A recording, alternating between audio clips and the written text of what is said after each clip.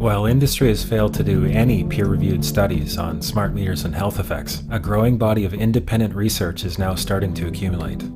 In our second set of tests, we're using the smart meter. Before the exposure, we see the same thing as we saw in the first samples. Normal cell walls, fairly separated and looking healthy. So after 2 minutes of exposure in front of the smart meter at about 1 foot away, we see a totally different story.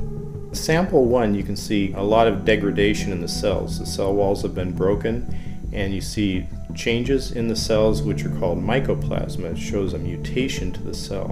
In the second sample, we see a different type of degradation to the cell membranes. You can see a corrugation here. This is called bottle cap formation, and it's known that this occurs due to oxidation or exposure to free radicals. So this third subject, when we did her sample, she had to be pulled away from the meter after 45 seconds because she complained about an increasingly severe headache.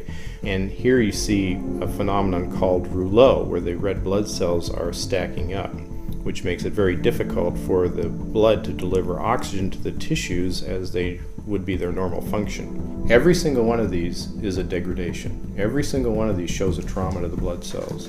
And that came from something, and the only variable was the smart meter. What's going on here?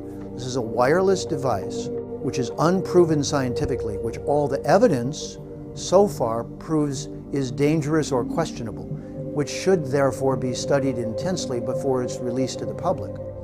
Clever people called the technology smart to make it seem intimidating so no one would question it. Some smart ad man came up with that and got paid $300,000 to call it a smart meter so you would feel less knowledgeable, which they know we feel, and then you wouldn't question the smart people putting it in your house. So I call them not smart meters, dangerous meters.